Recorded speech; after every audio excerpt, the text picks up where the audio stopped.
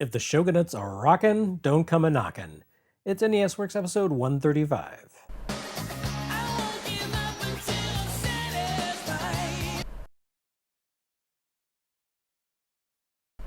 If Strider's secretly linear open-endedness felt too restrictive for you, well, good news. There's Koei's Nobunaga's Ambition, a game that makes Ultima Exodus look tiny and restrictive by comparison.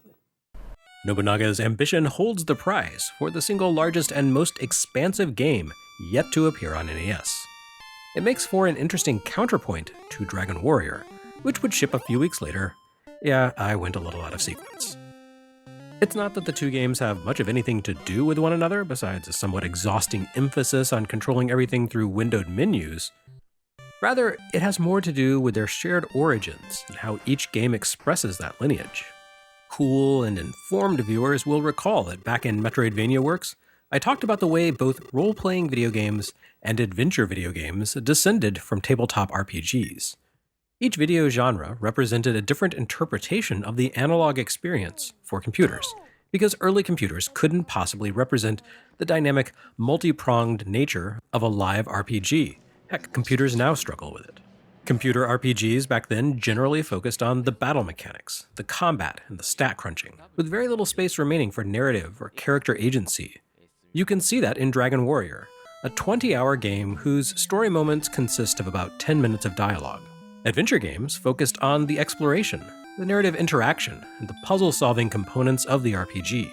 They would occasionally feature combat, but almost always as a sort of environmental puzzle to be solved, something we'll see later in 1989 in games like Defender of the Crown and Shadowgate. Put these two electronic formats together, and you have a tabletop RPG, more or less. Bearing in mind the fact that a few kilobytes of code is a poor substitute for a live game master guiding the adventure while reacting to player actions on the fly. But pen and paper role-playing did not spring into existence fully formed from nowhere. The earliest versions of the RPG amounted to detailed skirmishes inspired by tabletop wargames. Think Risk, but on a larger scale, with miniature figures and expansive maps.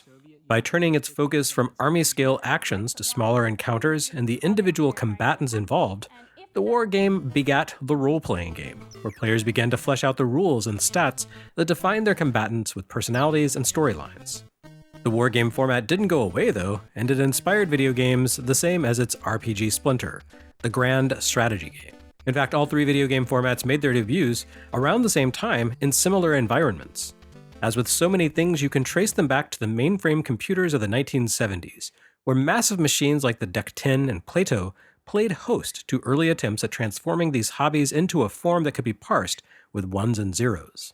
We've already seen one interpretation of the wargame on NES with Desert Commander, Kemco's adaptation of tabletop wargaming into a grid-based army simulation based on World War II's North African combat theater.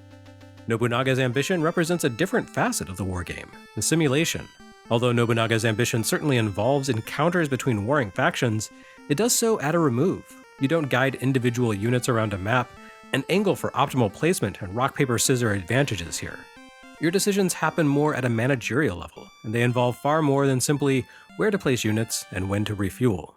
Resource management factors heavily into Nobunaga's Ambition, ranging from budgets to food allocation, and often your interactions with other factions consist of trade and parley rather than army clashes.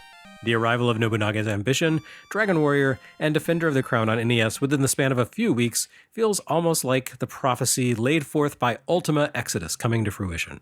Ultima took the outward form of a role-playing game with combat encounters and individuals possessing specialized skills and a need for personal gear. It touched on the adventure genre with its emphasis on seeking out mystical artifacts and puzzling through the nature of the game world. But it also retained some elements of wargaming, from the way it allowed players to create a massive pool of characters from which to form a party, to the need to maintain a fully stocked larder of food. Ultima had strong ties to the primal forms of analog role-playing, something that would largely be abstracted away by Dragon Warrior and its descendants over the following decade.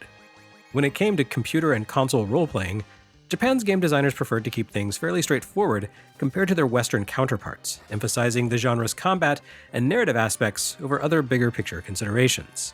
Those bigger picture considerations would manifest in strategy and simulation games, which offered more of a god's eye view of the world. Certainly there would be overlap, such as in the ogre battle games, or even something like Suikoden and its army battles. But for the most part, Japanese console RPGs and Japanese computer simulations stuck to their own respective lanes and did their own thing on their own terms. And when it came to the computer simulation format, Koei was king. Not unlike Sunsoft, Koei had begun life as a textile company before pivoting to electronics. Although in this case that change didn't come about as an organic transition for an established venture, but rather as a Hail Mary pass for a company that launched and immediately crashed. Koei co-founder Yoichi Arakawa had become fairly obsessed with computers in the late 1970s, and reasoned that his company could make good money if it jumped on the new home PC craze early. He was correct, and Koei quickly carved itself a niche making games for the freshly minted Japanese PC market. Led primarily by Arakawa and his wife Keiko, Koei helped pioneer the medium with a succession of meaty, complex simulation-style games for grognards.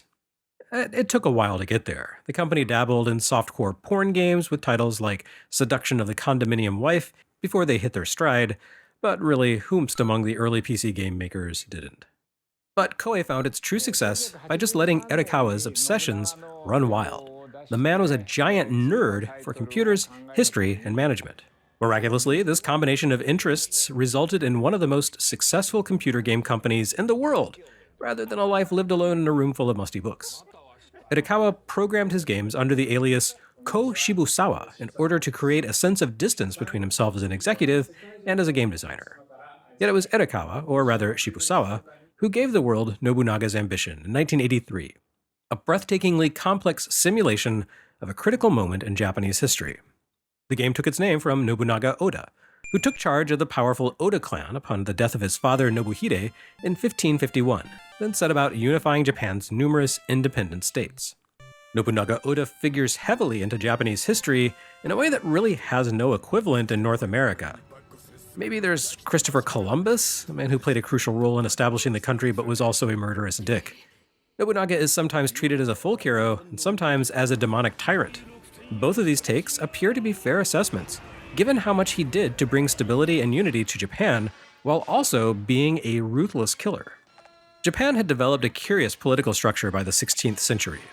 Although the emperor ostensibly ruled the country, in practice its political landscape looked like a more militant take on Italy or medieval England, a collection of independent territories ruled over by the local warlords. Nobunaga's ambition then was to bring all of these warlords to heel under his banner. And he would have gotten away with it too if it weren't for his pesky, treacherous subordinate, Akechi Mitsuhide. Japan would eventually come together under a single military power a few years later under the influence of Nobunaga's comrade, Ieyasu Tokugawa. According to Hironori Horiguchi, a Koei sales director who commented in an interview that's been translated by Shmuplations, Arakawa's game asked the question, what if Nobunaga had lived? Would he have been able to unify the country himself? The game Nobunaga's Ambition allows players to explore that question for themselves by taking up the role of Oda during his campaign. It also allowed players to ask, what if they were some other warlord from one of Japan's many other fiefs? Would they have been able to resist Nobunaga's advances and conquer Japan themselves instead? The original PC version of the game shipped in 1983 and allowed players to assume the role of one of 17 different daimyo, each based in a different region of Japan, with a dozen stats reflecting that warlord's actual status and resources during the decades that the game's campaign encompasses. This is not the game that shipped for NES, though. The initial release of Nobunaga's Ambition was a tremendous success that spawned sequels, spin-offs, and similar works. In the immediate term, however, it resulted in an expansion, Nobunaga's Ambition Zenkokuban. A more complex rendition of the earlier game, Zenkokuban expanded the player's potential avatars from 17 to 50, introducing even more gameplay factors to contend with. And it was this version that landed on NES, by far the most intricate and involving release for that console, or any console really, to that point in history. Ultima, Phantasy Star, Dragon Warrior, Desert Commander, all baby games. Nobunaga's Ambition for NES represents something very different from Dragon Warrior, where the latter had been designed from the ground up as a role-playing experience specifically for consoles aimed at newcomers to the genre. The former sticks unapologetically to its PC roots. It is, to put it lightly, not my kind of game. I spent the past decade of my career running desperately away from management roles because it turns out the only thing that appeals to me about the task of management is the paycheck. Everything else sucks. And Nobunaga's Ambition is a management simulation. not really a combat or war simulation. Someone on the Patient Gamers subreddit put it best. Nobunaga's Ambition is a game about spreadsheets. As far as I'm concerned, the only spreadsheets I want to deal with are the ones that help me keep my work organized. Although the game's theme of martial conquest might give you the impression that Nobunaga's ambition revolves around combat, that really isn't true. Even the strongest daimyo in the game, Oda himself, can't get by on military prowess alone. Diplomacy usually scores you a lot more territory, but in order to make those deals, you need to present a compelling prize to your potential partners. These manifest in the form of your daimyo's stats, which amount to the stats of your fief. You need to manage a lot of stats in this game. All of these are ruled somewhat at random when you launch a campaign, though each daimyo does seem to specialize in specific attributes and have particular weaknesses, not to mention the advantages and disadvantages conferred by the geography of their respective territories. Some details, like age, health, and IQ, mostly affect your personal overall state of being, but others, like gold, debt, rice, and output, that is, the rate at which your farms produce rice, determine your appeal to other daimyo and the scale to which you can upgrade your campaign. Altogether, you need to maintain nearly 20 stats: age, health, drive, luck, charm, IQ, gold, debt, town, rice, output, dams, loyalty, wealth, min, morale, skill, and arms.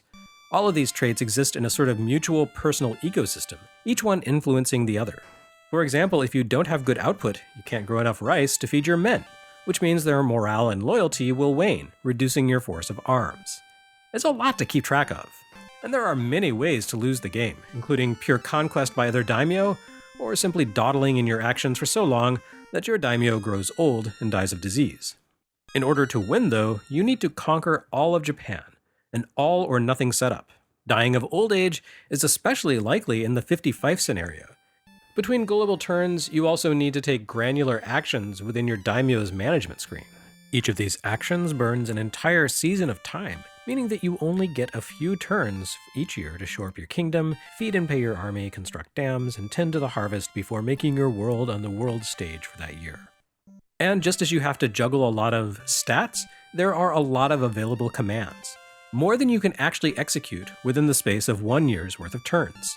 You can move between areas, go to war, collect taxes, build a dam, send goods to other fiefs, forge pacts with rival daimyo, all of which need to be maintained over time to prevent them from falling apart, grow new crops, marry another daimyo's daughter in order to create an alliance through family, call a merchant for trade, hire soldiers and ninja, build bigger towns, give food and money to your citizens to raise morale, bribe citizens from other fief to move into your territory, assign roles for your army, rest to strengthen your daimyo's health, view other fiefs in the overall territory map, grant one of your fiefs to a rival, tweak your game options, or just feel overwhelmed and skip your turn with the pass command. Other daimyo and their armies aren't your only concern. You need to tend to annual events like tax season, endure natural disasters like typhoons, and quell rebellions if you fail to maintain your people's morale and loyalty. And depending on which fief you choose, and the luck of the draw, it's entirely possible for the game to wipe you out before you even get to take a move, with a plague or an attack by a much more powerful daimyo's forces. It is a big, complicated game. Again, the biggest and most complicated by far to this point on NES. To drive this point home, the newly minted US arm of Koei spared no expense, putting the game on an extremely complex custom variant of the MMC-1 cartridge chip that packed extra memory and included its own onboard battery, only the second battery to have appeared in a third-party NES release after Ultima Exodus. No passwords for you, thank God. Given the sheer number of factors at work in Nobunaga's Ambition, one can only imagine the nightmare involved in jotting down a string of characters long enough to account for every variable. And there are so many variables. Nobunaga's Ambition takes place during a period of civil war and nationwide conquest, but it doesn't simply involve shuffling units between territories and letting battles play out. Japan's warring states period lasted for a century, and Arakawa designed the game with that time frame in mind. The massive manual only has room for a cursory explanation of the game's commands, though it does give several pages over to a history lesson to explain what it is you're doing. That's more than Nintendo Power offered, though. This game got a tiny preview, and that's it. Clearly, this is not where the Nintendo core audience had their bread buttered. Nobunaga's Ambition even includes the option to play against other humans. Up to 8 people can play Nobunaga's Ambition at once, passing the controller between turns and picking up a second controller in the event of a trade or conflict with another player. I don't know that Nobunaga's Ambition was necessarily a hit on NES, but Koei kept cranking out the carts for the US all throughout the 8-bit and 16-bit eras. So clearly, they must have found an audience.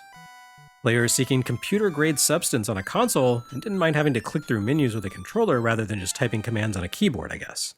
Nobunaga's Ambition received a sequel on NES a few years later, and Koei would release derivative historical simulations in rapid succession. The manual for this game included teasers for Genghis Khan and Romance of the Three Kingdoms. Ultimately, Romance would seemingly establish the greatest traction, eventually evolving into the Muso format and giving us games based on the likes of The Legend of Zelda and Gundam. No doubt, precisely the legacy Oda had dreamed of as he began his journey to unify Japan.